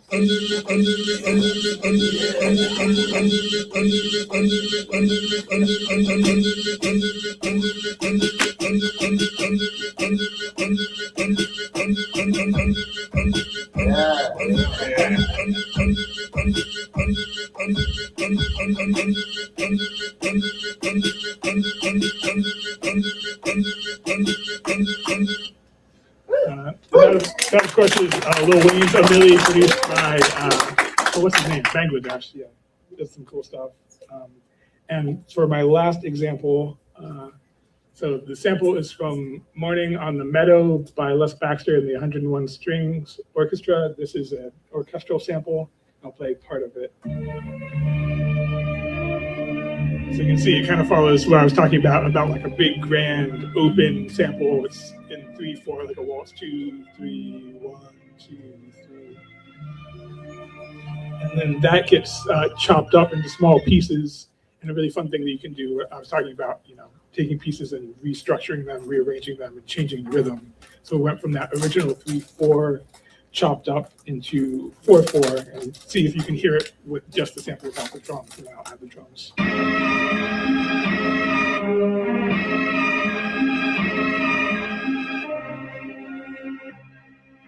And then with drums and bass.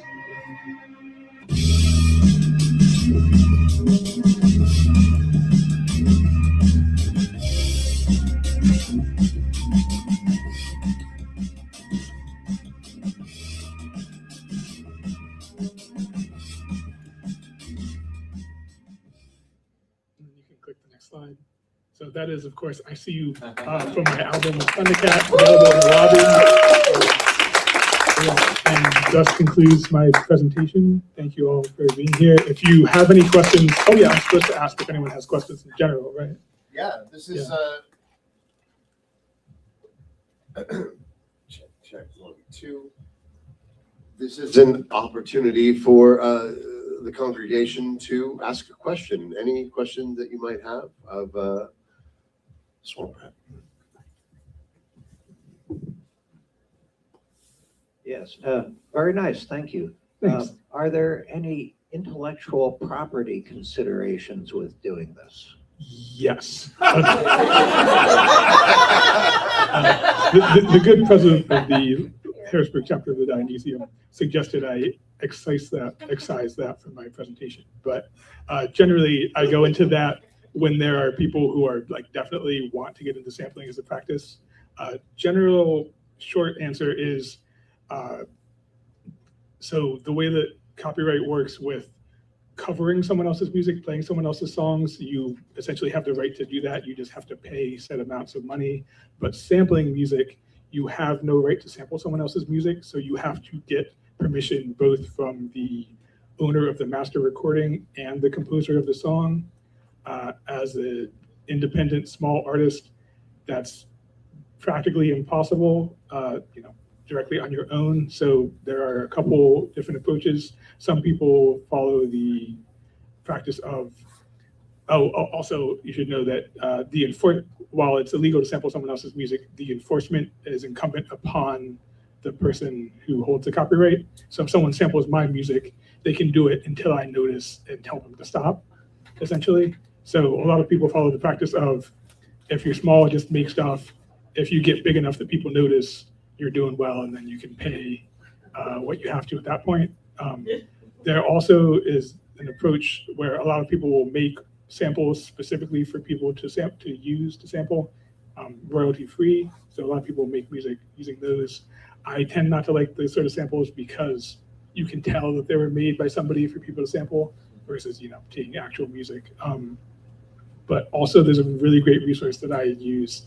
Everything on the vinyl and the cassette tape that I made is from a website called TrackLib, which Eric Sermon from EPMD and some other people are involved with. But basically, they, as an organization, go out and pre-clear samples. So they contact music rights holders and say, hey, we want to put your music up on our site for people to use, because people can pay you set amounts.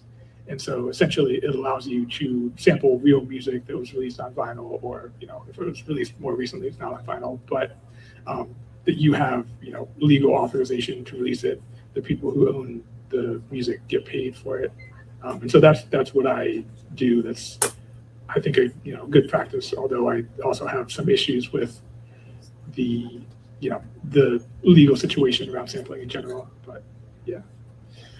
It is a very good question, and I think that it's a question that people who are maybe finding their entry into this art form can find as a stopping block. And I think that this is a good way to reference a Dionysian truism, which it's always better to ask forgiveness than permission. Yes. Yo.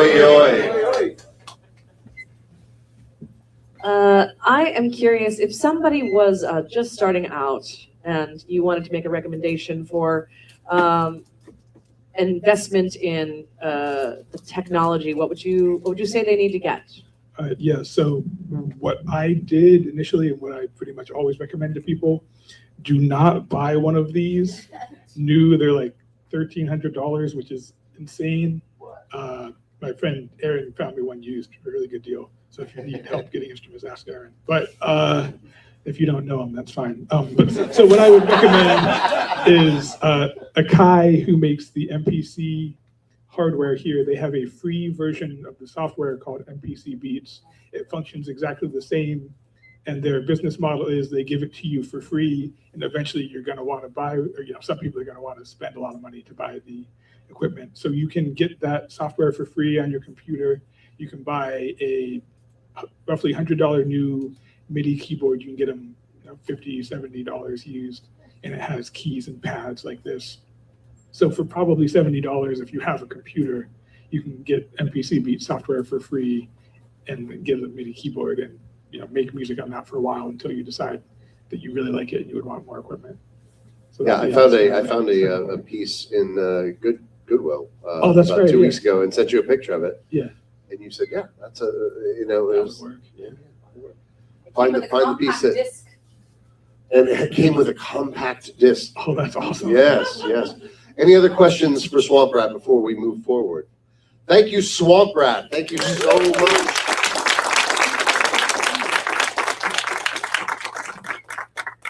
Friends, it's time for the closing remarks. The only closing remarks that I have is that it would have been better if Sean Adams were here.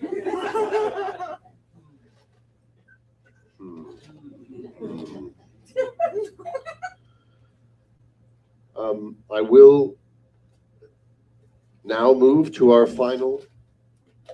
Yes, thank you to all of our friends, Midtown Cinema, Isaac Austin, Jeff and Nick Wojciechowski, Zachariah Swamp Rat Beaver, and Zero Day Brewery. Yes, yoy yoy. I will, at this point, reinstate a ritual that must be instated at this time. I am standing, and I am the president, which means you should stand. For the president's toasts for May of 2026. First and foremost, I toast Dionysus himself and thank him for embracing us all in his ecstatic passion this evening. Yoy, yoy! I toast our illustrious presenters and debaters. May you always have a clean shirt, a clear conscience, and enough money in your pocket to buy the next round. Yoy, yoy! Yoy, yoy! To my fellow Dionysians, to our shared passion, may it always be slightly more important than our bank balances and significantly more fun than our actual jobs. Yoy, yoy! And finally, to you, our audience, you rare public witnesses of our ancient right, here's to the 3 W's: wit, wisdom, and wine. Hopefully, you've enjoyed a little of the first 2 and a lot of the last one tonight. All hail Dionysus! Yoy, yoy! This meeting is adjourned. Thank you so much.